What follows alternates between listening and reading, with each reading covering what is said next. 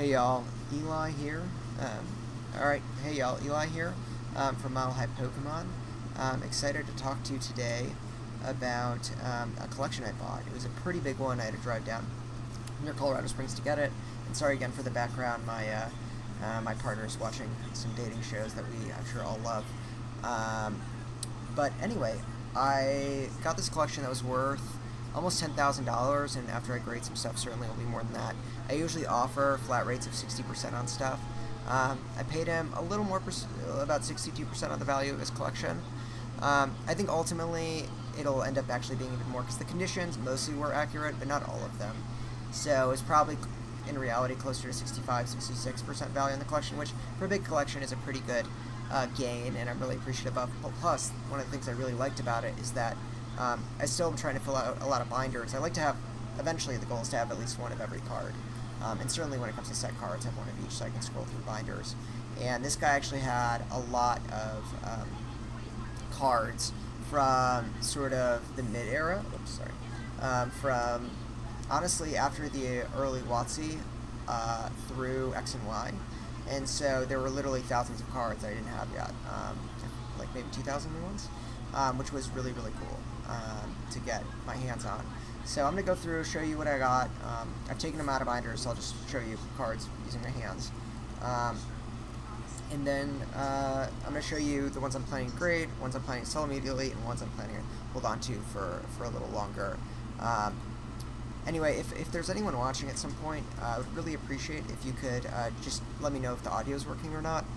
Right now I've got the AC on. It was like 95 degrees today in Denver, and not just that, but you know, we've got this TV show in the back, and I want to make sure that it's not interfering. So yeah, if you could let me know if the audio is working, that would be great. Alright, so let's start with the cards I'm planning to grade. That's why I wanted to do this tonight, because I'm planning to send these out tomorrow. This is my next PSA submission. Some of these, I'm going to remove the cards that I picked up since that didn't come from the collection. Alright, so here are the cards that are going to PSA. Still have to put them in card savers. So I got this Lugia, which actually wasn't part of the collection either. I bought separately, but it's going to be a PSA 1. But I bought the Lugia for about $230, I want to say. This Crystal Lugia, it's going to get a 1, and I saw that PSA 1s are selling for about $500 on eBay, so I feel really good about this one. Originally, I thought I would keep it, and honestly, I still might. But it just seemed silly to not grade if it would go up in value from like around $230 to $500, even as a PSA 1. Then I've got this Pidgeot. This came from the collection. This is probably potential to be the highest value card. I think this is a PSA 10 candidate. Certainly not 100%. I think the chances gets a PSA 10 is probably maybe 30 to 50%. But it looks really clean, as you can see here. It's well centered. The one thing I'm just not sure about how they're gonna deal with is the silvering on the sides. There's a little silvering. I don't know if it's easy to see. Probably not on this camera. But there's a little silvering on the sides, and that's difficult to know how it's going to come back. Anyway, I think this one was valued at maybe $160 for near mint copy. I paid, I guess, 60% of that, like $100. So I feel really good about this one. Then got this Phoebe. There are a few of these trainers, which honestly aren't worth a ton as PSA 10s, but these are like $20 trainers, as PSA 10s would be like $80, and I feel pretty good about them getting 10s. So there's a few of those in the mix. And some of these I think will end up getting 9s, but still worthwhile to grade. So this one, you got a little white dot there on the bottom left, might get a 9. Still feel pretty good about that one. There's Red's Challenge. This is another one that I think is probably 50-50, 9 versus 10. It's got some whitening, I think, somewhere. This one's definitely going to get no higher than a 9, I don't think, but even as a 9, it's like an $80, $90 card. There's a little whitening there on the bottom, you can see. Hey, thanks Pokebando for watching. Appreciate you doing it. You know, it's one of those things where I don't go live that frequently. I'm really trying to do more live streams and more conversations, and this seemed like a good one, especially since, as I said, I'm shipping this stuff off to PSA tomorrow, and it's like, well, I really got to do this now. It's not going to happen. So Some of these are going to be about 100, 150 as 10s if they come back, maybe 80. I don't even remember the exact prices. This is, I think, one of the higher value cards of the collection too. This one could get a 9. It's got some weighting on the top left there, but I feel really good about this card. I didn't even realize that Here Comes Team Rocket from Team Rocket Returns was $150 plus. That was crazy to me. I did not know that. Red and blue. Cynthia. This one's obviously a decent chunk off-center. I still think has maybe 10 potential, depending on if the grader's in a good mood that day. Mars. Marnie. Clara. You know, some of these you'd be surprised, even as PSA 10s end up being $80, which if you do it enough of them, getting 10s, it definitely pays off. Skyla, there's 2 of them. Got a Roma Lady. Danius Vigor, Volkner, a lot of these. Nope, so let me switch that out. Sylveon, GX. I feel good. I have 2 of these Charizards actually in here, as you'll see, and these are worth a decent chunk of money if they come back as 10s, and they look pretty good. So I'm pretty excited about that. Well, you know, I'm open to selling. If you see anything that you really want, especially on the raw stuff, I still think I'm going to send the stuff to PSA, but if you see anything you want that I say is up for sale, then for sure feel free to make an offer. Or feel free to just message me. Also on Instagram, @MileHighPokemon, it's the same username. So message me there, we can figure something out for sure before I list it somewhere else. Can I ask, so Pokebondo still asks, can I ask, did you source locally or did you find this lot online? I've been buying some on Facebook lately, but it's been tough finding some lots coming in worse condition. So this is the biggest lot I've ever bought, and most of the time it's not this much. In this case, the person reached out to me because I do a lot of buying here locally. It's one of those things where I buy almost everything, I just have set rates, and that always works for me. And so when it comes to lots like this, I offer a flat 60%. I also buy bulk, I do a lot of bulk stuff. And so people know to come to me, and just, I think after having so many customers, word gets around. And so in this case, someone just came to me, hey, I heard that you buy everything at 60%, can you buy my stuff? I'm trying to get a down payment on a house. So that worked out for me. I think it's one of those things where just being out and about in your community, which is much more difficult to do if you're not in a big city. We're here in Denver, we have a big and strong Pokemon community. I think certainly it's very difficult to do if you are in a smaller town, and that's just one of those things about location. I would probably join a group to your nearest big city if you live in a small one that's Pokemon related, and just start offering to buy lots at 60%. If it's too small to drive for, have them just ship it to you, and that way you can build up a name. Because really when you're buying lots at 60%, it's tough to lose money. You know, it's one of those things that should work for you. And once you have the reputation, then people reach out to bigger collections. Because I actually bought another collection that was around $3,000 the same week, which was my second biggest collection that I had bought up until then. So anyway, I think this Pinsir could get a 10 too, although it does have a little bit of whitening somewhere. Primal Kyogre, it's Pikachu, and a Gardevoir, another one of these Charizards. The alt-art version of this Gardevoir Sylveon has gone crazy. It's like $600 nowadays, which is sort of wild. Lugia, which looks pretty decent.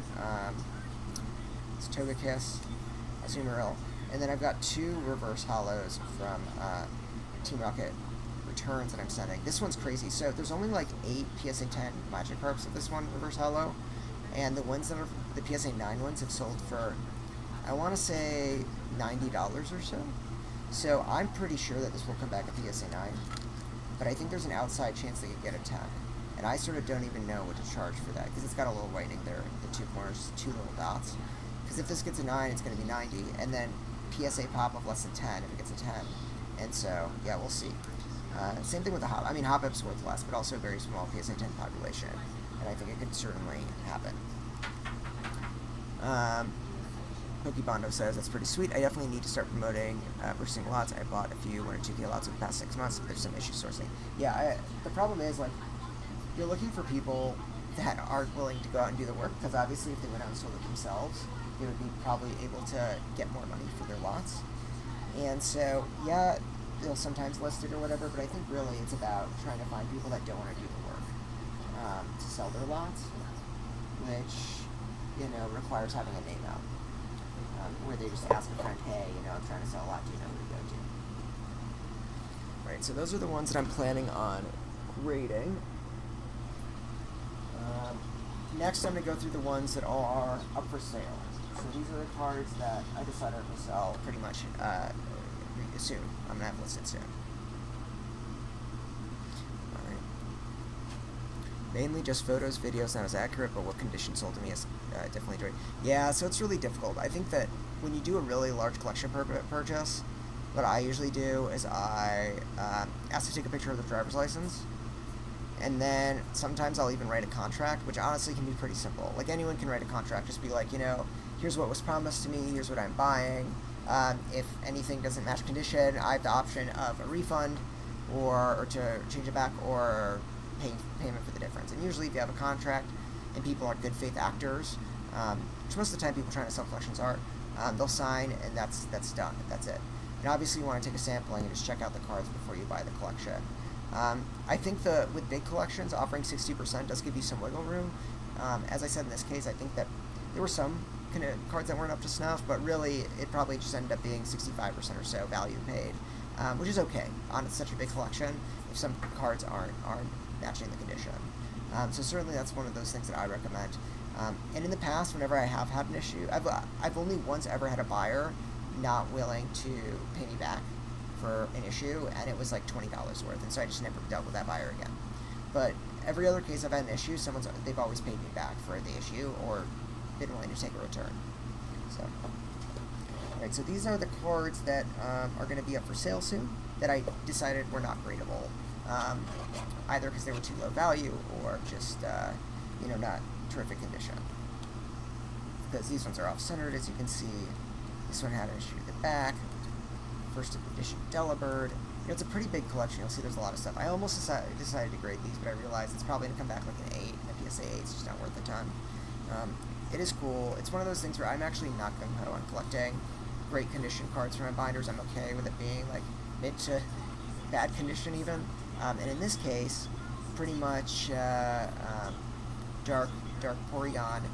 I'm also okay with not collecting first edition. So to me, I'll probably sell this one, make the $20 profit or whatever on the value, and just buy an unlimited for my binder. Pitzer, Zapdos. So a decent amount. This one's damaged. As you can see, I actually have the conditions right there for a lot of these cards. I love this Wobbuffet. I think I generally just love Wobbuffet, but it's probably because the show brainwashed me. Slowking, Gloria, Clara, Gladion. I'll go through a little quickly unless there's something special of note, just simply because I don't want to take 2 hours going through this. Gloria, Brenton Galler, Dark Golbat.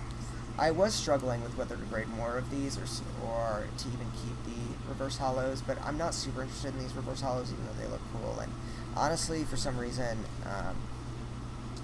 the value just sort of drops off a cliff if you get a PSA 9. It'll be like PSA 10 worth several $100s, PSA 9 worth 30. So there's a lot of risk, and unless I felt very comfortable about it, or unless there was just like a lot of really great upside, I went ahead and just decided to sell or put in a binder. And Blaziken. There you go. Reverse hollow. I like this Blaziken a lot, but I think I'm just going to buy a regular hollow version for my binder. As you can see, I think there were like 2,000 cards in total. I'm not going to go to the bulkiest bulk, but I will do everything sort of note, I think. Maybe some of the bulk.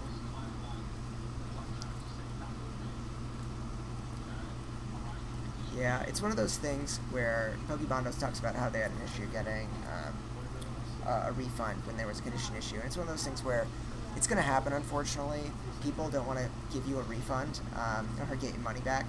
And that's why I think it's good to have a contract up front. But really, it's difficult to say this, or it might sound just too easier than it is, but you just got to stop doing business with people. That one dude that ripped me off $20, I just never spoken to him again. There's one time he was trying to sell me bulk, and I remembered, or I saw the previous chat, what happened, and I just refused to deal with him. And I think once you have a good enough reputation in a community as, like, you are honest, you pay whatever, a good value, and people will work with you too. I think it ends up becoming pretty reciprocal, because people, at least in Denver, really care, I think, about the reputation. People know that if they fuck someone over, they're going to be talked about in a group, and other people will know, and it's just simply not productive for them. Alright, so here we go. Keep showing cards here. I need to be able to multitask, talk and show. Alright, so we got a decent amount of reverse hollows here. I have my fiance go through frequently and check to see what cards I don't yet have for binders. And once in a while I get surprised just the stuff that I already have, because it looks cool and new to me, but I guess it's not new to me. This is a great card. I love this Superior.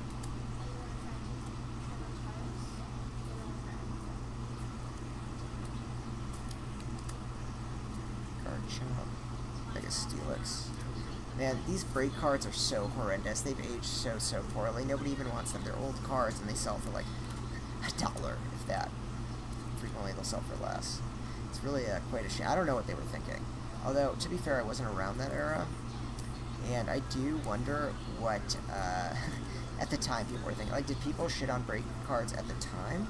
Or did people at the time think, like, oh, this is cool, next evolution of Pokemon, and all that, It'd be interesting to see. Mordar. Azelf.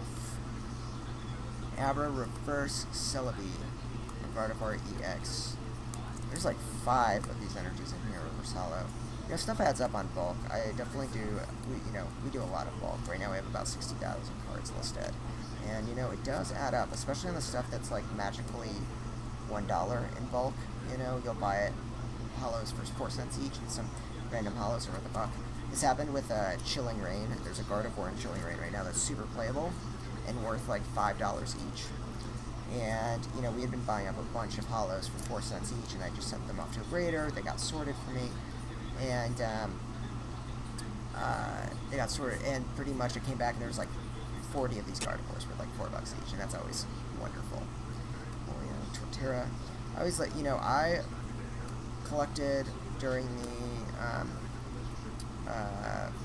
Fire Red, Leaf Green era through the era of Diamond Pearl when I was a kid, although I did have older cards too, but those were the main ones. And so for me, the Diamond and Pearl cards with the levels next to them are the nostalgic ones, which is sort of funny. Chirisu. That sounds great. Yeah, feel free to send me a message on the Dark Porygon. Do it within the next day or so, because I'll probably start listing these soon. But I'll definitely be happy to sell it to you at a bit under market rate to save both of us money, if you're interested. So there's Yveltal. And to talk about baseline contracts, they sound more intimidating than they are, but they're actually pretty easy. First off, yeah, you just say, here's what I'm buying, here's what he's selling me, here's the expectation, here's what happens if the contract's breached, or how to pay me back. So all of that's sort of simple, and it's something that you would look for, and hopefully the other person would look for in terms of having the same expectations. But the other thing is that filing a lawsuit for small value items is actually super easy. It can be a bit of a pain in the ass for the other party, even if it's a low value thing, which incentivizes them to file.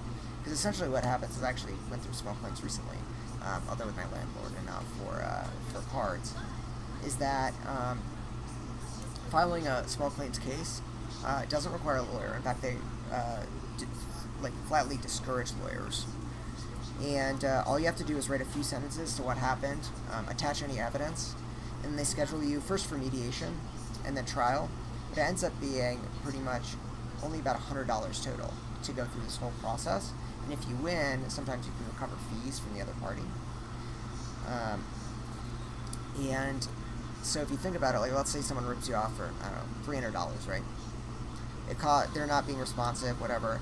It costs you $100 to file and go through an entire lawsuit. Just filing the lawsuit and serving it on the person is frequently going to just scare the shit out of someone, because they don't know the process. They don't know how easy small claims court is. They think they need a lawyer. And by the way, if they don't show up, you win automatically. So it's just, I think, a great process, because most people don't even show up. They don't care. They don't know.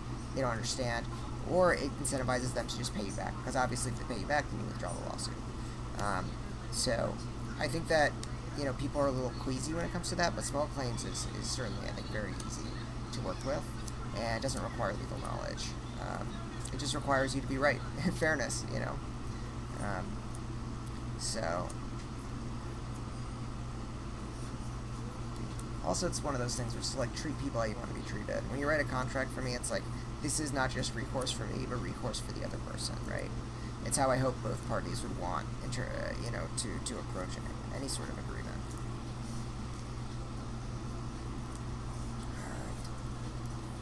So I also, this is unrelated to this collection buy, but I went ahead and I'm sending a few, 25 cards or so to CGC. I actually only submitted to CGC once ever. I wasn't a fan of the grades, and they've done a lot of changes right now in their grading in terms of granting now more 10s, and so I had about 22 CGC 9.5s, 25 CGC 9.5s. I'm sending back to get reslabbed that I picked up, and the reason that I hadn't sold them yet, actually, funny enough, here I have a bunch of these Detective Pikachu cards. It's sort of funny, the reason that I hadn't yet sold them is because it was stuff that I bought last summer or so, and the prices sort of went down a decent chunk to where I'd be losing money on selling them, and so I just decided that, the market is saturated, I'm going to hold on to these, I think they'll go up in value. Some of those are like Red's Pikachu, the Japanese one, so I discovered yesterday, because I totally forgot about those, had 4 9.5 Red's Pikachus, Japanese, right? And so I bought those cards for, I want to say $65 or so, and then, here's just some vintage bulk, as you can see. And then the prices for those pretty much went to about $75, which with eBay fees and shipping isn't any profit at all. So I decided to hang on to it. And prices have started to go up recently on the Red's Pikachu. Like the PSA 10s have gone up from about $100 to about $140, so there has been some increase. But then they announced, these 9.5s and now 10s, and all of a sudden my CGC slabs, which I thought were worth about, $70 a piece, are worth probably now around $130, $140 is my guess when they come back, which is super gratifying. Because it's like, I thought that I was just kind of screwed on these cards, and I'd be holding on to them for a long time. And now I've got 25 of them that I bought cheap because they were 9.5s. Thought I was losing money on, and now seem great. The other ones, it's like a mini Pikachu almost. It's like the Surfing Pikachu, which recently has gone up in value, which I bought for probably $40. It's now like $130 or so as a 10. I also definitely think that a bunch of people are underestimating the prices that CGC 10s are going to command. I think maybe some people have bad taste in their mouths, like PK. He's just not a fan of CGC. And it's understandable, he has a lot of fine reasons why you don't need to be a fan. But I think that these changes, recently dropping the price and making their grading better, I mean reasonable, I think it's going to help them compete against CGC, because I'm someone who grades a decent chunk of cards, right? 1 or 2 submissions per month. And the thing is, if I'm deciding on where to grade my cards, price, the most important thing is how likely is this to get a 10, and how much will that 10 be valued by the market. And then after that, the second most important is price and turnaround time. And recently at PSA, my turnaround times have been something like months. My last one took 3 months. Another one that hasn't even hit grading yet, it's been there for a month. Very annoying. So, oh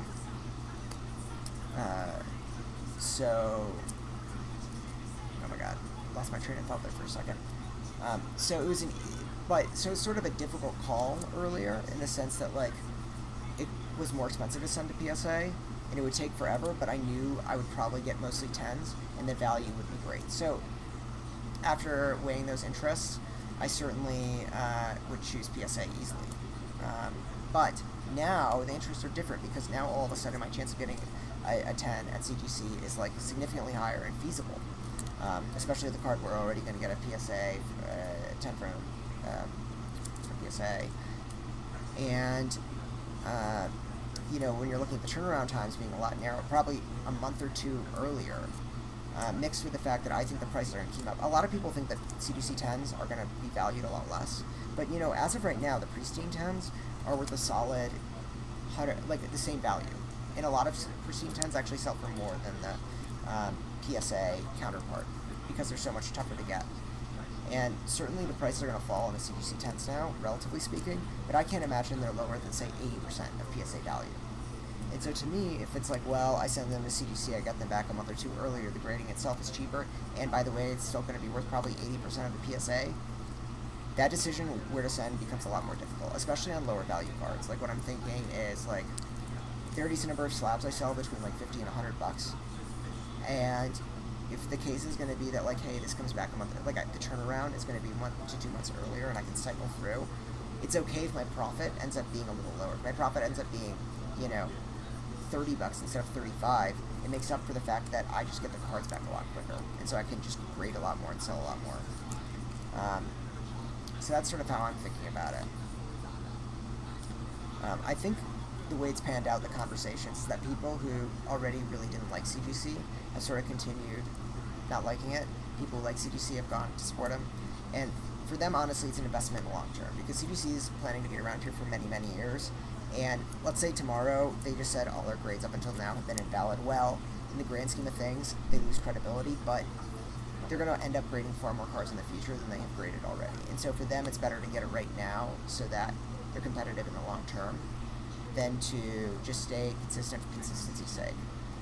That's my view, because in 15 years, if CGC is still around and still one of the top dogs in this market, nobody's going to remember or care that they used to do grading a little differently, or that their labels used to look different. People might think it's a novelty even, but it's certainly not going to be a negative impact, especially if they don't change again in like 5 years, say, whatever their whole process.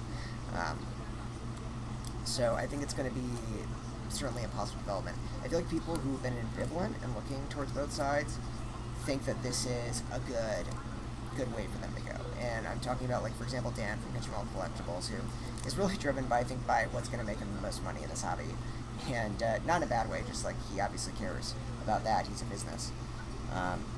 And so for him, the question is like, is this going to be good for me in terms of like needing more money, and by extension make CGC more money? And he's decided that, yeah, I mean, at first he was frustrated, but I think it's perfectly appropriate for him as sort of a neutral guy to determine that this is going to be the best route of action. So I certainly agree that this is going to be good for CGC in the long term, even though the CGC haters don't like it. This is just them being competitive, you know. Connor Killian, welcome. I watched all your videos a few months ago and started selling a TCG player, and so glad to get you live. Thank you. Well, I mean, it's sort of lucky, fortuitous that you did, because I'm not live very often, because we've actually had crap ton of sales and acquisitions. I mean, obviously this big collection I've been processing and working through, but we've had a lot of buys over the last few months, and so it's been sort of crazy on our end. That's why I just haven't had as much time to go live, which really I should do more frequently, because I do love it. That's the Giovanni's. I'd love to hear how you're doing on TCG Player, if it's been helping. Hey PK, nice to see you. I was just actually talking about CGC and missed it, about how I disagree. I think it's going to be good for them in the long term. PK says hi. Hi, PK. She says hi back. Love seeing PK. As I mentioned a little earlier, PK, I really think that this allows them to compete, because I am sort of a neutral. Dan, Kitchenwell Collectibles is sort of a neutral. And for us, it's about,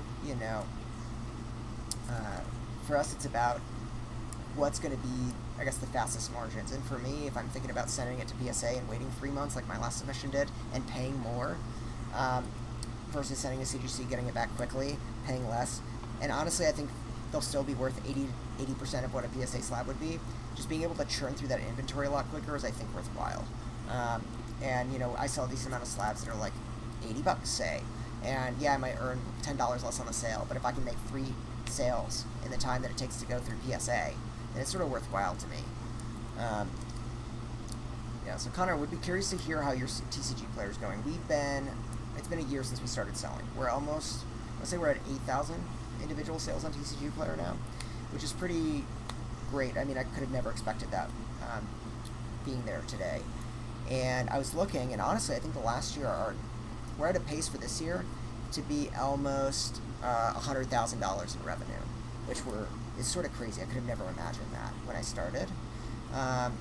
Certainly, though, that's not profit, right? I think that in terms of actual margins, we probably have around a 20% margin. So I think for a side gig for us, making that amount of 20% margin is pretty good. Pretty happy about that. So, as I mentioned this earlier, so to the newcomers, this is the biggest collection I've bought from someone. It was almost $10,000 in value. I already went through the cards I'm planning to grade, but they included like several first edition cards, like a Pidgeot first edition, which I think could get a 10. And I paid 60% value on these. So these are just a bunch of full art trainers that are relatively low value. I'll go through them quickly. But there was a lot of mid-era stuff, which was exciting, because not very many frequently do people actually sell mid-era stuff to me. The big thing is, I think, underestimated on YouTube is just how big the modern market is. I mean, not just for flips of the big stuff, but like the amount of people I have selling bulk to me still, and the amount of people selling singles is just ludicrous. Like, I had someone come by the other day and sell me like $2,500 in modern singles that they had opened like within the last few weeks. It's crazy how big this market still is. And I think we generally underestimate what proportion of an average person's money goes towards modern in this hobby. The only thing really that I've seen is, first off, we've seen the modern sets just completely tank. And Scarlet and Violet and Paldea are just tanking in terms of price, which is honestly sort of unfortunate, because I went big into getting Scarlet and Violet before it came out, and that was not a good move. I still have some of it laying around. And because what I usually do is I'll acquire a decent chunk of sealed product, and I will buy sealed product from people at 65% value. So I, for example, I have like freaking 400 Astral Radiance packs here. I bought at 65% value. And people will come, and I usually do a 10% higher trade-in rate versus buy rate. And so I have all this sealed product that people come in. So even if I don't get it at distribution pricing, although I'm sort of a middleman, so I'll get it cheap, right? I'll buy it at 65%. Then people will get a 10% boost rate, and they'll buy back sealed product when they trade me in cards. Wow, I totally lost my train of thought. Oh yeah, so with Scarlet and Violet Paldea, we've seen tanking, and I'm honestly thoroughly disappointed that this is happening. Although I have a sense of why. I think pretty much what happened is you got the price increase, and normally a price increase is going to reduce demand, right? Because just generally, like, people have $100 a month to spend on Pokemon, and all of a sudden packs cost $4.50 instead of $4. They just can buy fewer products, right? Simple sort of supply and demand. And I think what happened is Nintendo didn't estimate this reduction in demand and printed just as much, and so there was this sort of equilibrium problem where they printed assuming that the same number of people would buy it at $4 a pack, and there's just not as many buyers at that rate.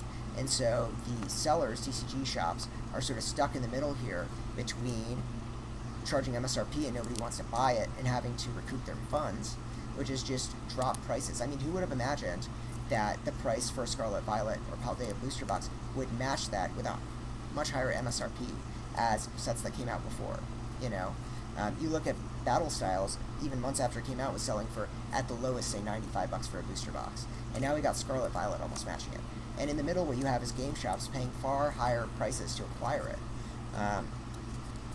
You know, that's the, from what I understand with my distributors, they're paying, I want to say $15 more for a booster box than before, yet they're unable to charge $15 more because there's still the same amount of supply. So I personally actually think that the Nintendo should be printing fewer units. Not like a lot fewer, not to have like artificial scarcity in the sort of literal way, but to have appropriate supply and demand equilibrium. And if they print, say, 10% fewer packs, and it ends up boosting the booster box price by, say, 10%, I think that would be a healthier market. I think booster boxes should probably be not $100. They should probably be around $115 to $120 for a healthy market at sort of a baseline, and for companies to be able to make their margins back. Because, I mean, I don't know, I'm curious what Mason thinks about this, and to be fair, he usually is able to charge above market for the local people that come through his shop. But, you know, if before you could get distribution pricing at, say, I don't know, $75 a booster box, and you can sell them for $100. That's $25 profit per box. And now you're paying, say, I don't know, $80 for a box, and you're still selling it for $100 or whatever the price is. It's just it really cuts down on the margin for large scale sellers, which is unfortunate.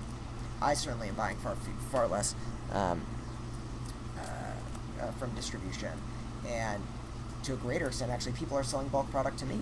I've had so many people sell who are themselves sort of get distributor pricing, then selling to me at a loss on their Scarlet and Violet. I was getting single booster packs for, I want to say, like a sleeve blister for like $2.20 or something.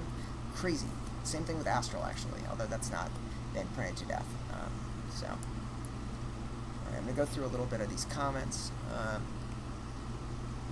Poke Knowledge Card was the person leaving the hobby, or they trying to free up cash. So they were trying to get cash for a down payment on a house. I don't think they're fully out of the hobby, and they had actually opened why the Pidgeotta's near Miss, because they had literally opened vintage packs a few weeks before, which is crazy because it's like, are you really going to do that if you're trying to buy a house? That seems what it is. My presumption is that he's going to continue in the hobby once he gets more liquidity from just like his 9-to-5 job when he moves into the house. So that was the big reason, which makes sense. I mean, a lot of people need money for big purchases, and that's just sort of the way it is. Alright, going through these.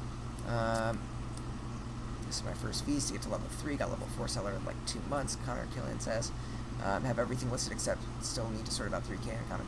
Yeah, so, I've actually, one of the big things on bulk, which I guess I'll talk about and why I've had a lot of success, is by selling a lot of bulk. We've actually had people, I guess they're not distributors really, but the people who sort of repack packs have reached out to me to try to get bulk for their, I don't know, whatever they sell on Amazon or in their local game stores. Actually, funny enough, had someone who I think works at Cedar Point, because all the bulk I send him is at Cedar Point, has reached out to me to be like a reliable supplier of bulk. And so Mason and I will go through and pretty much pull out anything. There's a bunch of McDonald's cards here. We'll pretty much pull out anything worth over, 10 cents or something like that. 5 cents. It just depends on the type of rarity. And then the rest I'll send off to this guy in Ohio, at Cedar Point, and because he's just having prize packs he needs to put together. And he's now paying over 2 cents per card, which I'm acquiring at around 1.2 cents, 1 to 1.2 cents depending on the card. Locally here, because people don't want to mail. I'm saving them a lot of effort, right? People don't want to pack, they don't want to mail, they don't want to take the fees. They'd rather work with someone who might pay them a little less. Because right now the best rates outside of, like, unless you know someone, the best rates you can really get online are about 1.8 cents for a common uncommon. And so if you account for shipping, which ends up being about 0.2 cents a card, and then you account for your fees, you end up getting down to about 1.5, 1.4 cents per card that you sell to someone else. And so for me, it's like, okay, sell to me, you get 0.2 cents less per card, but I will take care of all the bullshit for you. And not just that, for me, I get a higher rate, sort of, and I don't have to pay fees because I know my buyer really well, and so we go through, friends and family instead of goods and services, and so it works out really well for us. And I just actually found not just a buyer for bulk, but one for reverse hollows. So right now, I'm working everything that's under a certain value of reverse hollows, I've been sending out as well, which has been super convenient. I would have never had those connections if it weren't for the fact that that I had a business and people reached out to me and asked whether I had more product. And so now I can take all the, because for a while I actually stopped taking bulk because I was overloaded, I had too much. And I've been able to reopen and take as much bulk as I want, simply because I have places to offsource if I have too much or the value of the cards is super low. The only thing I haven't found yet is a bulk buyer for trainers, which honestly, we sell a lot of trainers and they're relatively easy to sort, so it's not a huge issue. But there are some trainers that are like freaking practically worthless that I'd be willing to offload for a very low value and just send off to someone just so I didn't have them here up on my shelf stockpiling them. Alright, Pokebondo, I found your page from you and PK's live a few months back. Oh, that's great to hear. PK and I met at Denver Collecticon, and he's just a great guy. I think we both lived around the same place a little while back, so we connected on that. And honestly, I was one of PK's first subscribers. I was like in his first 300. See ya, Pokey. Thanks for coming by. Appreciate you watching. Um, anyway, we met there, and he's a great guy. I think that I started watching him early in the hobby because, like many people, I started with the most popular stuff, like Twice Baked Jake. I'm like, oh, all these cool cards, and before you know it, I was sort of digging into deep YouTube, and that's where I found PK and Poker Economics were the first two like serious YouTube channels I watched. Here more Watsy. And it was just such a great education because Poke Knowledge is such a depth of knowledge about the hobby, like and I mean this in a good way, but like he is such a nerd. He knows all the sets so well. He knows so many cards so well. He knows pricing so well. He knows history so well, which is really quite wonderful because it makes talking to him a delight. You learn new things. Has this deep knowledge. He's always able to respond. Like one of those things. Why are consultants paid so much, right? Because they have such a deep barrier of knowledge that if something happens in real time or you need help, you're able to come up with an answer quickly, like almost immediately. I'm a consultant for video game stuff sometimes because I'm super into games. I was a games journalist for a while, and now I want to be a video game lawyer maybe one day, which is super exciting. And you make a lot of money as a consultant. Why is that? Well, you have such a good base of knowledge that anyone who asks you a question, you have the answer right up. You don't have to even research it sometimes because you already know, you already thought about it, right? You already have the lived experience of being in the hobby. And so that's someone what PK is like. And I just really admire him and his knowledge. I think he's a great source, and now he's doing he's talking about all his deals. He's being very transparent, and I love transparency. I think that like our government should be more transparent. People should be more transparent about their lives. I'm the type of person that says like people should talk about if they're going through difficult times. People should talk about their lives simply because it makes other people more comfortable and make it feel like it's normal. Like for example, I'm the type of person that thinks that people should talk about their depression if they have it, simply because other people won't feel as alone. And so I favor transparency across the board, and just being able to show your plays, especially when people that are watching you are potential competitors, is I think is wonderful. I think that's great. Unfortunately, as PK says, you can have an influence on the market. So obviously, if you've got negative motives, and you're just trying to bolster markets for your own gain, that's unfortunate, and that happens in this hobby. But PK doesn't have those motives, right? He wants people to be educated, be able to make decisions for themselves, and only by seeing people's plays or talking about them after the fact can people really gain the knowledge about the way you're thinking about something and why you're buying certain product or making certain plays. So, because of that, I think he's a great dude for the hobby. You can learn a lot from him. I think his CGC hate is a little much. I think it's warranted in some regards, but I think it spoils a little bit of objective assessment about the rest of it.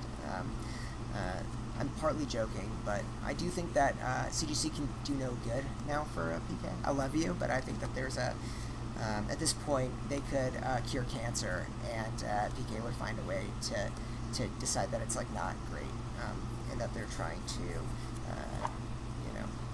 cut us all short. Anyway, great guy. Definitely should follow him, although you probably all already do. I've been surprised to see how fast his channel is growing. It's been pretty incredible. How does a dude ranting for an hour and a half in a row end up resulting in just thousands and thousands of followers? I was back there at under 300, back when he had the Last Supper Pokemon screen, and somehow he's managed to just really bring people in. And I think that says a lot about our hobby, right? Because it's true that the vast majority of money spent in this hobby is by casual people, right? It's not us. Like, yeah, we might have huge collections worth thousands of dollars, but at the end of the day, the people spending more are the people who buy packs, that buy packs when they're at the grocery store, that are just opening a few packs at a time, or even, buying a few packs every week, right? That adds up, and there's far more of those types of people than there are types of people like us. There's a lot from the Neo series.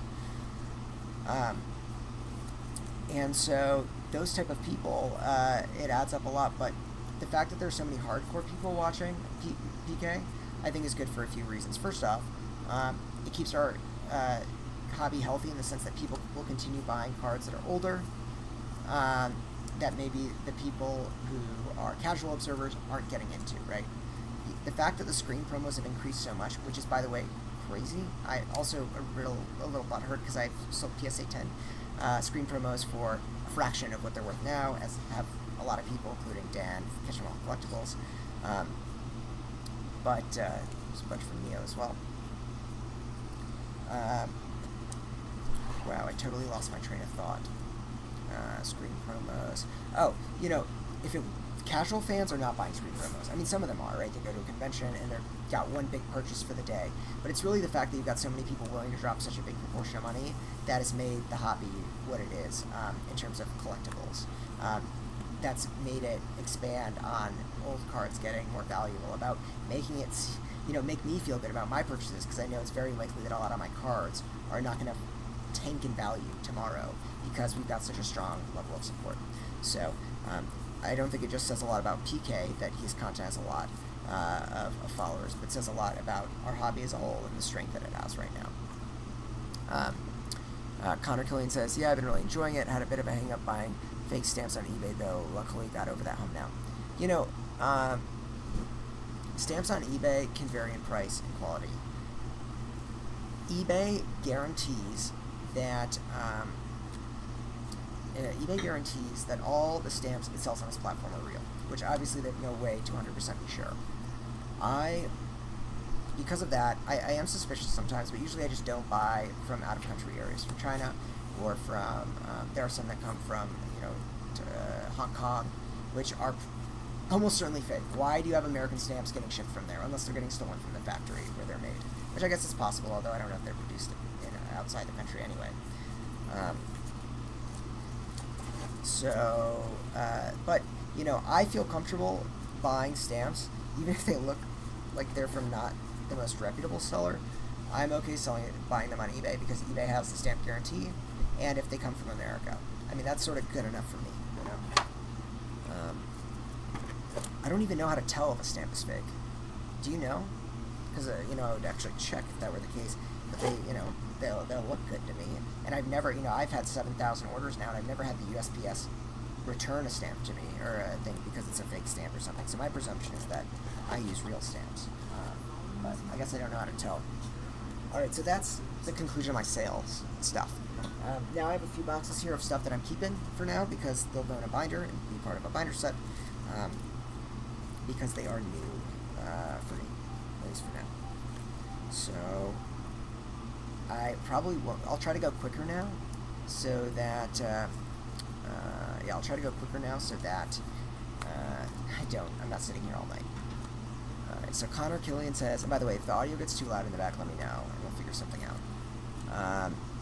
I sent out about 40 stamps, and they were sent back to me. That's crazy. Okay, Connor, I'm sorry that happened to you with the fake stamps getting returned. That makes me feel so much better, though. That means that my stamps are real. If I've sent out 7,000 and haven't gotten any returned, that makes me feel like I'm buying the real stuff, and I don't have to be worried at all. I mean, I was already not super worried because of the guarantees and stuff, but it is nice to know that I'm in the clear. I still think there are ways to find cheaper stamps. You just have to be a sleuth, and when they come up, buy a lot. So, like, I recently bought 1,000 stamps at once because I found them for cheap on eBay before they, I guess, went off. They had a lot of supply, and I just bought 1,000. The other thing I do is people on eBay will sell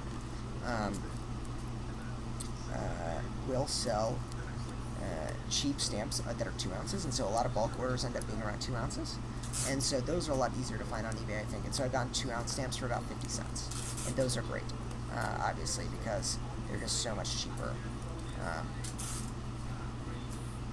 Let me know if there's a card you see that is particularly cool, because honestly I feel like we overlook a lot of bulk, even older bulk, but a lot of them are super cool.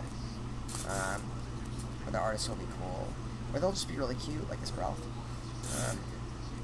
Connor says, I'm doing post-op. Did you get in trouble or something, Connor, for the fake stamps, or did they just send it back to you and say that they were fake? Because I wonder what they do. I presume if you use them enough, they'll start an investigation, figure out where they're coming from. I think they assume that most people are using stamps in good faith, which makes sense. I think the vast majority of people, even that you might accidentally buy fake stamps, think they're real. Like for me, for example, like based off the information I have, is I can get stamps for cheap from eBay sometimes. but I haven't had any return to me. They come from America, and eBay guarantees authenticity of stamps that you buy on their platform. It's just like, what more am I supposed to do to make sure that my stamps are real? Because by all indication, they are. And so, if, like, for example, tomorrow the post office let me know that, hey, your stamps are fake, I'm sure, because I didn't know, they're going to be looking for, if this happens repeatedly, they're going to maybe eventually care about me, but really they're going to look for is the supplier. They're going to say, where'd you get this from? Let's figure it out. If it came through eBay, what they're going to do is they're going to send eBay potentially a warrant if they really want to know, figure out who the seller is, because on eBay everyone's identifiable, right? So they'll send something to eBay and be like, hey, who sold these stamps? We're going to talk to him next, and they'll trace the supply chain if they really want, if there's a big issue. See, some of these are so cute. Look at this one. Terrific. Oh, Mesa wants to see it, which I will. I thought I've shown this one. Yeah, it's adorable. She bought it. So Mesa makes binders mostly on cute cards. It's so funny because when she started, she only had a few cards. And now she literally has like 6 binders of them, which is hilarious. And she spent a lot of time organizing. Whenever she gets new cards, she has to reorganize and rearrange. It's really awesome. She always has to show me, so we have like little show-offs where she shows me off the new cards she got. It's adorable. Alright, Connor says, there's about 10 envelopes I haven't gotten back though, and I've had to refund a few of them. I presume that some fake stamps get through their detection, which is maybe why they went through, but that's a shame. I'm sorry that happened. Yeah, I guess be careful, but what I found, I don't know if you found the same, but TCG player buyers, the vast majority of the time, are great people, are great to work with. I haven't had any horror stories.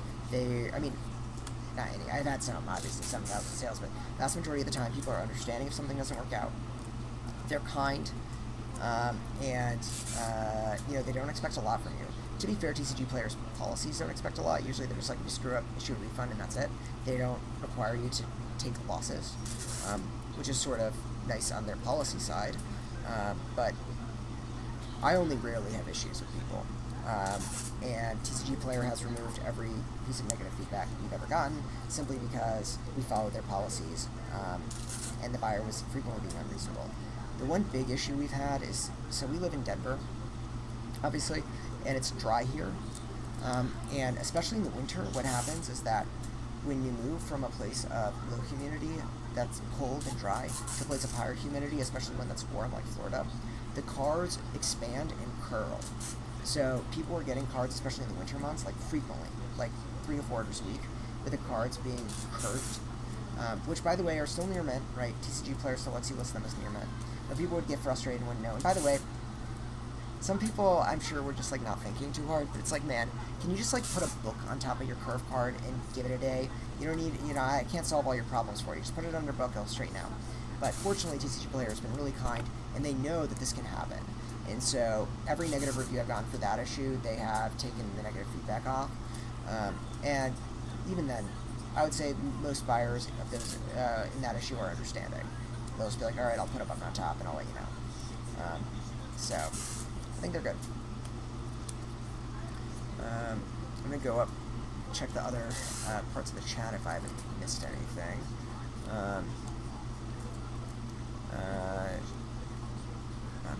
How would you recommend building up to affording higher value collections? You mainly focus on buying or selling and then redirecting your sold value into new lots. I've tried that, but generally fall into the trap of taking the profits and keeping most for myself and then regret not keeping the extra to get much of new lots. So that's a good question. The thing about the growth is that I have a main job, so that's where I earn my income for my living. And so for me, a lot of it is reinvesting, but it's not just because I want to, it's sort of because I have to. I don't know if I've said this before on this channel, but I'm a graduate of law school. I think I said it on PK's channel. So I have a ton in student loan debt, which is going to restart here soon. And my law school provided a system where they would, if you make under a certain amount of income per year, at our school it's like $90,000, you pay very little and sometimes nothing in student loan debt. But for every dollar you earn over $90,000, they take 60% of the money. Right now I'm under that threshold anyway. I work for the government, so I'm like a decent chunk under that anyway. But if I have profits and I report profits, I will have to spend like the vast majority. If I, not this year yet, especially without loan payments required, but starting next year, I'll have to spend a lot of that money repaying Yale for the money I took out. And so for me, for the next 10 years, I'm mainly going to focus on building up inventory and building up the value of the collection. And then I think I'll only actually start taking profits after that, simply because I don't have to pay 60% of the profit to repay the loan. So I would prefer to not take a business profit now and reinvest. So for me, that's like a main motivation. It's not just self-control. It's like, well, I don't want my, this educational entity to just take all my money. But I think obviously it's partly about discipline. And the big thing is that once you reinvest into a collection that's big enough, like you start getting dividends from it. So I think a real goal is to build up to having X amount in liquidity or part of your collection. And after that, it'll be easier to take profit. Because if you're working with $1,000, say, and you've got, I don't know, X% churn rate, and you're making, I don't know, $300 every month on that, or $30 every month on the 100 you put in, that's gonna, and you're just pulling that straight out, then it's very difficult to grow your business. But let's say you have $100 to start, just like money that a lot of people can afford to put in, and you make $30 in a month, 30% profit, right? Before too long, you're going to have a very large collection. Because after month 1, it'll be 130, and after month 2, it'll be like 170, and after month 3, 210, right? And it adds up throughout the year, and 30% gains every month, which at some point it's too big for the collection to be sustainable because it's just going to be too much work. That's where you can reinvest. And at that point, let's say you have $10,000 in your collection, or in your inventory, and you're taking 30% every month, say, on bulk. That would leave you $300 a month, or $3,000 a month. Although maybe it'll be less. Like, I don't know the proportions, but it would add up. I'm just playing with fake numbers, really. But you have $10,000 in your collection, you make 30% a month off of churning it. Well, there you go. All of a sudden, you can start taking out, $3,000 a month without having to put it all back into your business. I personally think that, for now, certainly, I'm putting everything back in. And even when I'm able to take out, I will probably only take out, say, 50%, and that's even if like I'll sort of need the money at that moment. So I think that's the big thing for me, is that you want to get to a point where your business is self-sustaining and where you can afford to get big collections. Because in my case with this collection, right, it's only because I had liquidity at the moment that I was able to buy this collection, and it's not like I have tons of money laying around. This was like a stretch for me, right? But because I had been reinvesting so much of the money, because I had sold a decent chunk recently, and so I had money freed up, I was able to put it in. And so you don't want to miss opportunities to buy big collections, because those are big money makers, or like once-in-a-lifetime deals.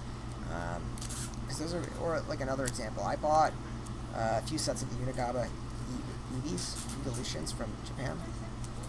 I got lucked out. I literally bought them the day before they sold out, so I paid a low value on the cards. I don't remember if it was $10 or $12, something like that. Very low value on the cards. The next day they went out of stock. But it was only because I had money laying around that I could afford to put $500 into Unigabas. And that'll take a few months to sell after it gets back from PSA, and this and that and the other. But at the end of the day, the larger amount of money you have to play with and reinvest, the better you'll do in the long term. Some amount of that self-control.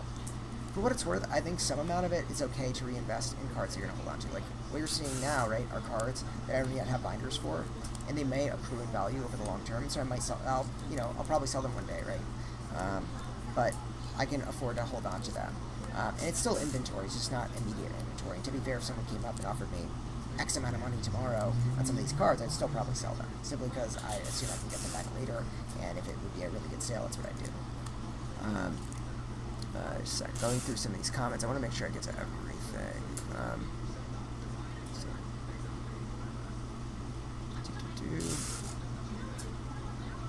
Sorry, just going through these messages.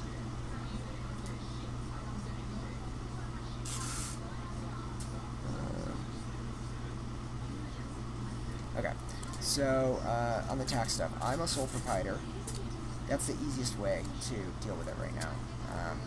And honestly, on the tax side, it's, I think, good for as long as you're not, if you don't have an employee, right, and you're not pulling out a lot of profits and you're reinvesting mainly, the sole proprietor is the way to go, I think. It's not tax advice. Although I will say that, I just have some spreadsheets, easy to keep track of what I spend, what I buy. I filed taxes this year, was the first time as a sole proprietor. It was very easy using, I didn't use TurboTax, I used the other one, H&R Block, whatever that one is. And so I literally had my spending, my income. I was way in the negative for the first year, which is because I'm reinvesting so much. And I didn't have to pay taxes on it because I had no profits, right?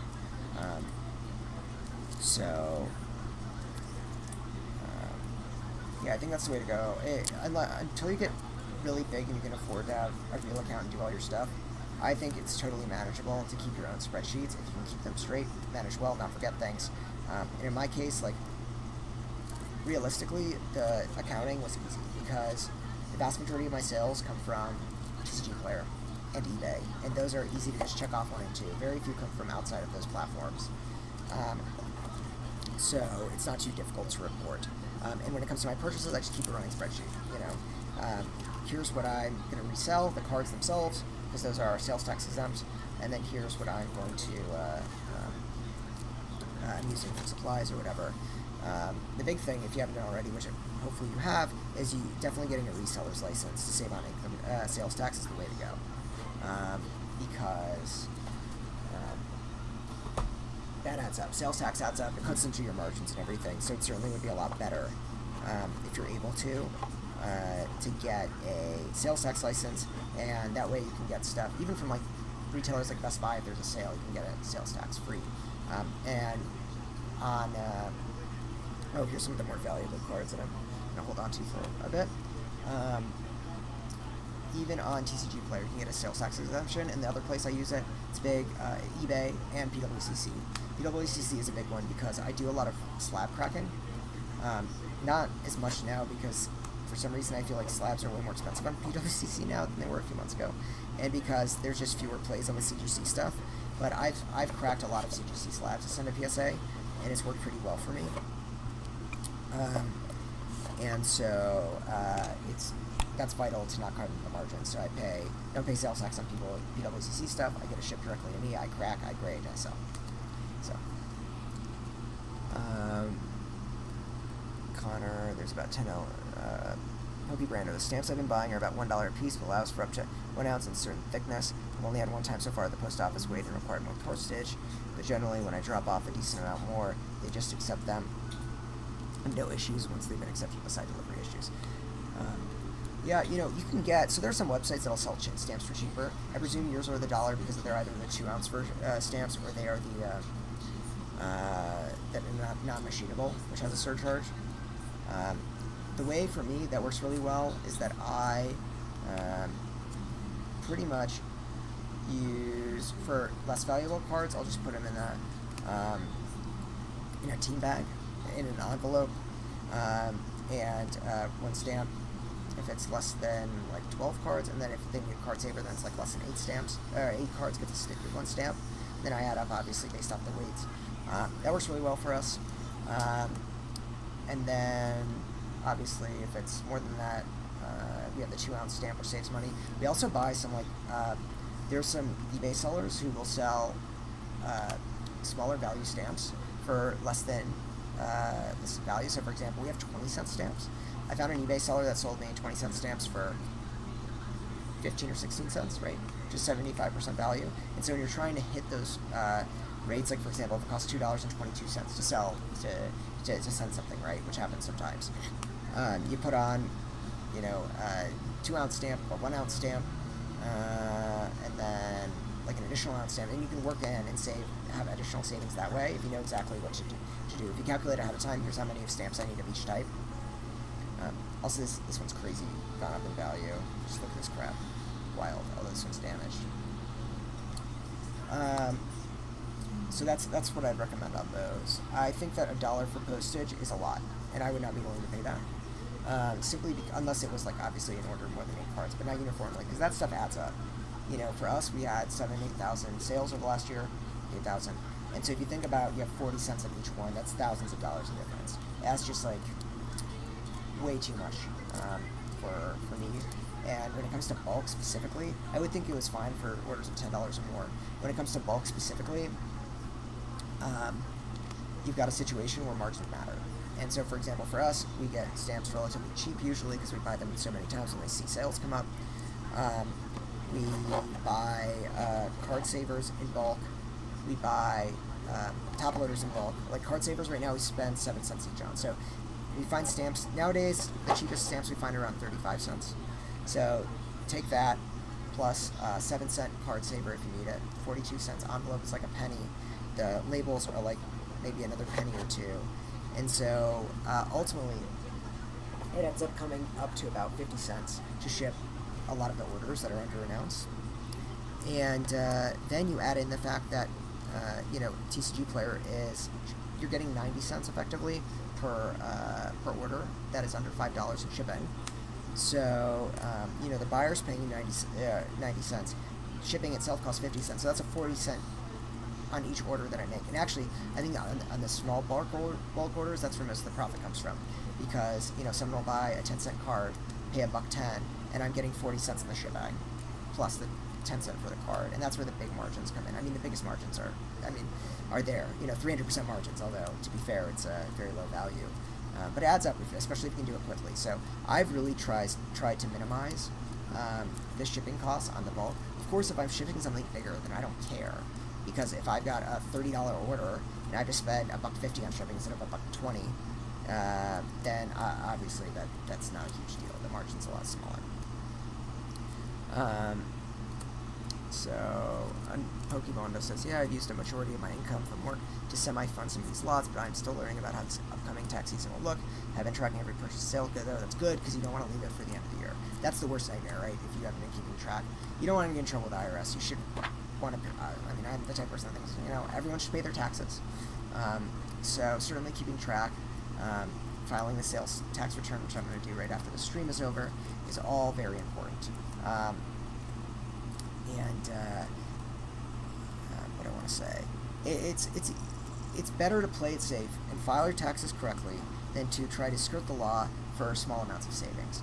Because honestly, if you're doing this right, paying the taxes, whatever the margin there is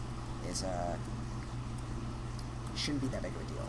And more importantly, if you're like me, who's using a lot of the buying selling to expand their collection and have more cards just on hand and reinvest in inventory, then the taxes end up being smaller anyway. If my business stopped today anyway, I would know that I've lost money, in reality, on paper, because I just expanded my collection instead. And so I think if your goal isn't just purely money, your goal is like, I'm working on this to grow the inventory I have and to grow what I'm able to purchase and the cards that come into my hands, then the taxes are really almost a non-issue because you're reinvesting so much of it into your business. Yeah, I would love to make a shitload of money one day on my cards, way in the future, but at that point they will have hopefully accrued in value, and I will have hopefully turned over the cards so many times that the taxes are just sort of a side issue.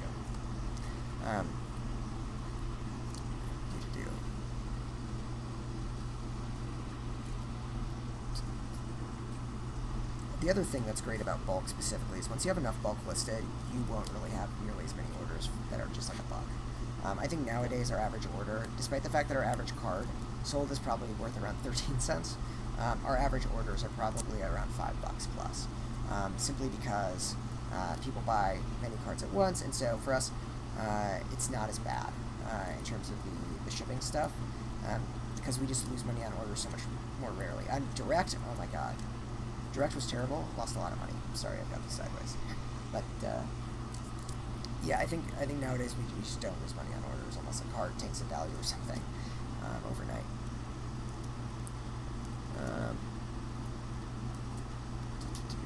Now most orders are over $1, so it's worth sending. Yeah, that's fair. There's always, some things can always be easier for the cost. So, for example, direct, right? TCG Player Direct, I think, is a terrible deal. I think their margins are too great on it. So if you're in the bulk space, I think it's good if you're within a certain value of card. but it's just not the case if you're low value. But and we were on direct for 2 months or so, but there was a value to the amount of work, because all of a sudden we didn't have to pack orders every day. We packed orders like once a week, and it was 1 4-hour process, and that was that. And so, yeah, the margins are way lower, but the convenience is there, and maybe that's worthwhile for some people, just to make things easier. And by the way, if you have enough margin, if you're in direct, and you have $1 million of sales a month, then who cares if your margins are a lot lower, because you're able to have the capacity through the increase in ease. You're able to have the capacity to just to sell more cards, even if the margins are lower. And if you have robots, that becomes even easier, right? So, all right. So we got a lot of these. I don't know if we'll actually make it through all the cards, because I feel like we've going now for, I guess, an hour and 10 minutes. Poor PK is gonna have to watch this tomorrow, as he promised. So I don't want to have to do too much. So I'm gonna start going probably through even quicker. Although when I talk, I just end up slowing down naturally, because I want to be able to think and move the cards at the same time. Multitasking is difficult, what can I say?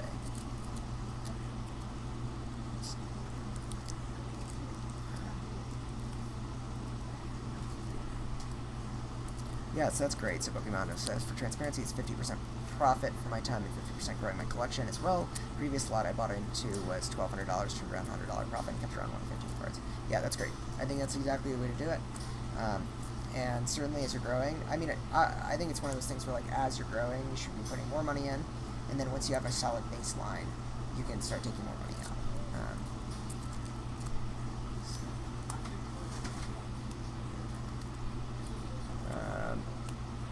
Yeah, a lot. Post-benching was a bit worse condition.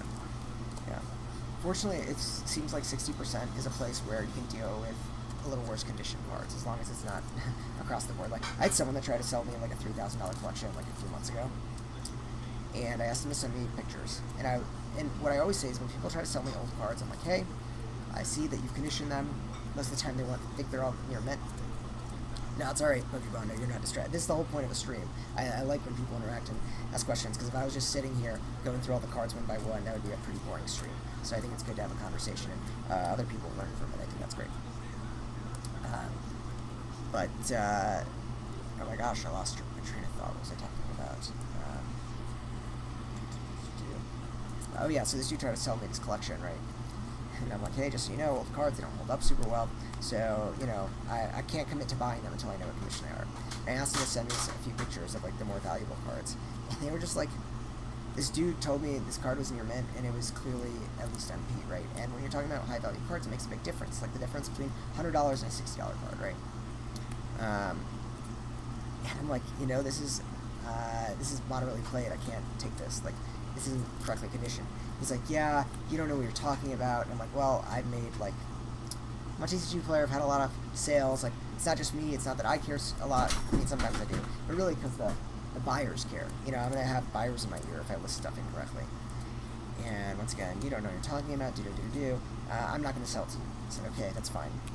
And the only reason I actually asked him for such thorough pictures is because someone else sent me a message on the same post, and he's like, hey, I saw that you're interested in buying this collection.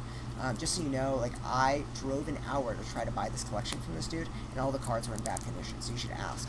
Yeah, like, they don't match. So that's what I did. And funny thing is, like, an hour later, this dude with the collection sends me a message. He's like, you told me nobody would buy my collection, but just so you know, I just sold it to someone for the amount I was asking for. Like, cool, good for you. Happy for you, because honestly, like, I'm happy when people don't sell to me. I'm usually happy if someone's offering them more. I'm happy when they go find buyers, because I want what's best for people. And it's like, just because I can't afford to give you that much money doesn't mean that someone else can't afford to give it to you. And so if you're able to make out a better deal somewhere else, then I'm happy for you. I really have no issue with it. I have enough work already to deal with, you know. I don't need to go pick up a ton of extra work. So I send a message to this guy, the one that warned me about the conditions. I said, hey, you were right, like, the conditions didn't pan out. Funny thing, though, he told me that he just sold the collection, so I guess someone picked it up.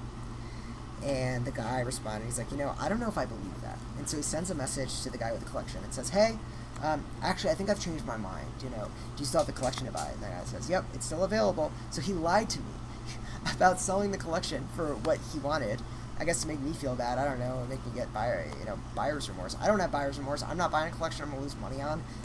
If I don't have any buyer's remorse for refusing to take a bad deal, right? It was just so funny because he was trying to save face. I'm like, listen, you don't know what you're talking about. I have enough experience in this, and this other guy did too, and you're just not lying to people. What the heck? Like, what does that gain you? Great. Now we know you're a liar. It's one thing if you don't think that your collection is, that you don't value the collection the same way, or you think it's a bad deal. It's one thing to just, like, back out or, not be willing to negotiate. That's fine. You always have a right to not sell your cards. But when you start lying to people, then I have far less sympathy, right? That's the sort of thing that you talk to other people about. It's like, oh, this guy's a liar. So, anyway, alright, let's go through these cards real quick now. It's just a bunch of reverse hollows here from, I guess regular hollows from Fire Red green set. Sort of difficult to see on the screen, I know, but this is mostly bulk. I don't know if it's worth going through every individual card simply because we have been going at it for quite a long time. Alright, let me move these back in.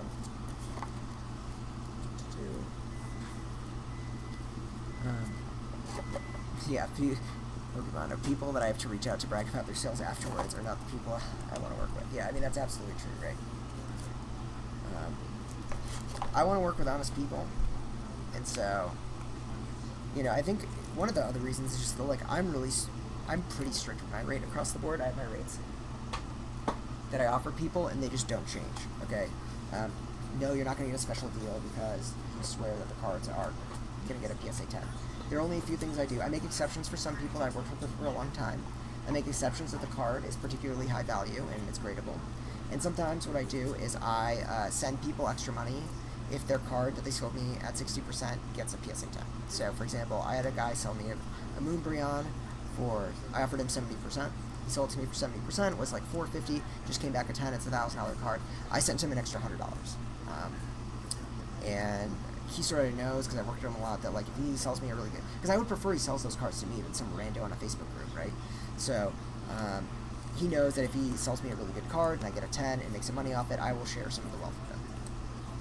So I think that's a good way to deal with people, and so that's my flexibility. But generally I don't, and I think that not being flexible does weed out a lot of people. Because if someone's like, oh, could you do like 65%, or, could you do $5 on this card instead of $3? And I'm just like, no, across the board.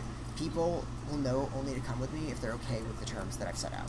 They're not going to bullshit me simply because they know that I'm not going to deal with it, and I'm only going to take stuff if it follows my qualifiers, It's sort of funny. You don't go to Walmart and start saying, hey, will you sell this product for 10% less?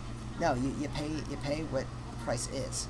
And sometimes there's flexibility for one thing or another, but generally you pay what the rate is. And so you're not going to go to Walmart in the first place if you're not okay buying the stuff that they have on sale for the price they have listed. And so that's the way I try to run my business. It's like, I'm a very honest broker. I've sometimes, like, just the other day I bought a collection from someone that they didn't have all their cards scanned in. They must have missed several, and I literally sent them an extra $200 for the cards that they forgot to scan because of the same rate. So I'm honest with people.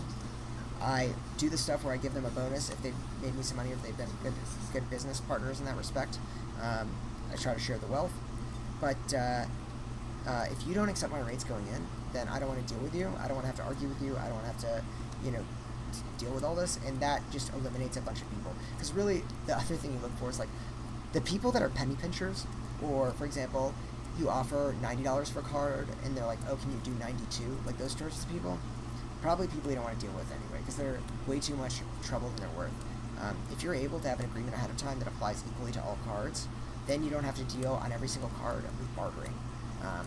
And it eliminates the people that want to do that, which is great. I mean, literally the deals I've most sort of been annoyed about and regretted are the people that really try to argue and bargain about everything. And when I started out, I was more amenable because I wasn't as strict yet. I was trying to build up inventory and business and just, like, work with more people. So I was more lax on that. And every time I regretted it. I'm like, great, this guy made it out with $10 more, and I've got all these single shit that I have to deal with, right? It makes more work for me. It's just not worthwhile. Oops. Alright, we're almost done. This is the last ETB of cards, guys, I promise. So we're going to be done in like 5 minutes. Once again, these are all, right now I'm on the cards that are sort of new for my binders, but I'm very excited because as you've seen, there's been like somewhere between 1,500 and 2,000 new cards that this collection had for my stuff. I really feel, so I scanned in a lot of these cards, and so he scanned them in with a condition, assuming they were about $90, $300 a die or something. I came in a little below that, which is fine because there was a lot of buffer area. I think with the grading that's going to happen on the stuff I'm selling grading, the profits are certainly going to be greater. It was a pain in the ass that I was scanning. I didn't end up scanning everything. I stopped it after around $7,000 worth of value in terms of double checking. But it's a pain in the butt. I mean, scanning in 2,000 cards of TCG Player, because I've got QuickList software, so once you make it to TCG Player Pro, it lets you use a camera like the one I'm using now to scan in cards in inventory and you have to do the price, which is just incredibly convenient. Especially for stuff like this where you don't want to go set by set, one by one. And pretty much scanning in 1,500, 2,000 cards a pain in the butt. And when it came to the bulk common uncommons that are vintage, I just didn't do it. I mean, that's not bulk enough for me to sell, you know, out to a distributor or whatever. I'm going to sell those individually because they are still worth probably 20 cents each, a lot of them. But yeah, I'm certainly not going to be scanning those in individually right now.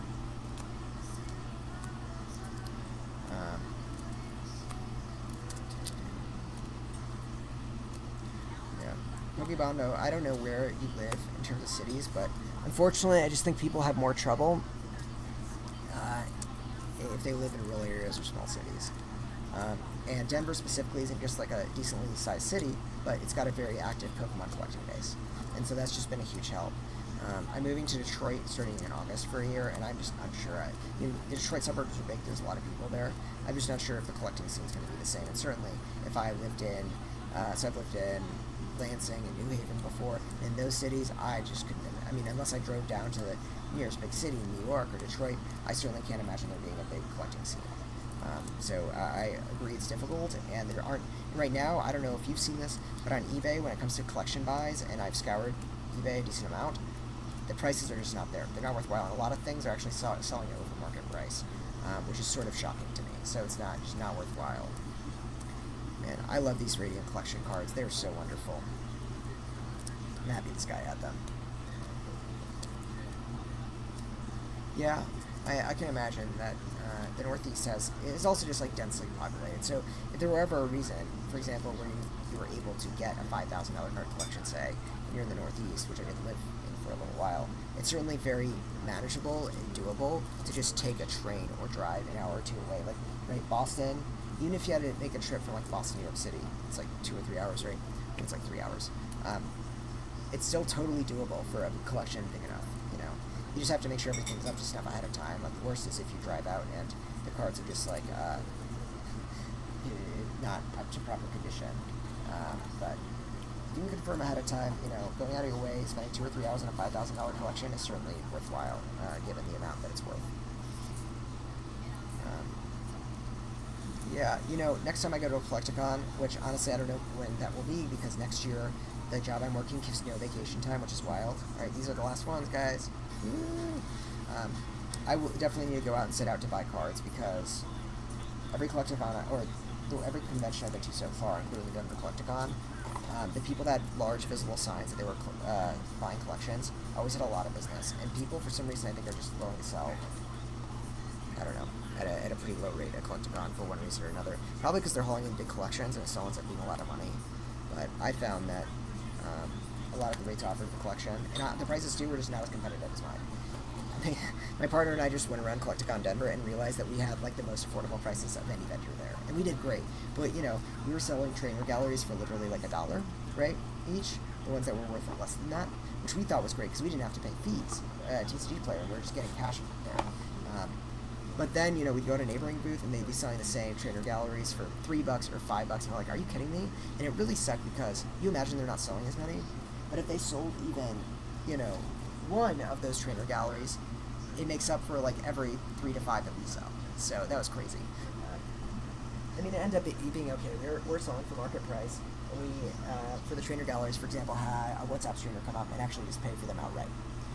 So we bought every single one we had at the price we said, which was great. It's just sort of crazy to see what people get away with at Collecticon, and I do wonder how successful that strategy is, because I just can't imagine. I guess people, when they buy a $5 card, don't really think about it because it's cheap enough, but are people really not shopping around, or people really overpaying by that much? Maybe, but that sounds sort of crazy. Larry says, so much variety in this collection, at least you won't get bored. That's absolutely right. I had a thrill going through it. There are some foreign cards, but not very many, but definitely enough to, out of the binders, to sell individually, et cetera, grading. It was a delight, honestly, and the vast majority, well, there was like maybe 15% ultra modern, like 15 to 20% like early WotC, like base set fossil jungle, and the rest was in the middle era, and that's what I love, because I just don't have nearly many cards from the mid era there, and I've even seen them as many, right? Because I was there for Fire Red and Diamond Pearl sets, or that era, but like the Neo sets I wasn't collecting yet, so I missed a lot of those, and everything after that I missed until I came back on the holiday 2020. So alright, so that's when I'm finish off the stream. Thanks everyone for sticking by. I was delighted that some people were engaging in the chat. That hasn't happened yet, really, to this extent, and so it was great talking with you all. Hopefully some people learn some things, or people that come in tomorrow to watch will learn some things, and hope you all have a great night, and thanks for your support. Feel free, please subscribe if you haven't already, although it seems like everyone here is, and let me know if you have any questions. Feel free to follow on Instagram,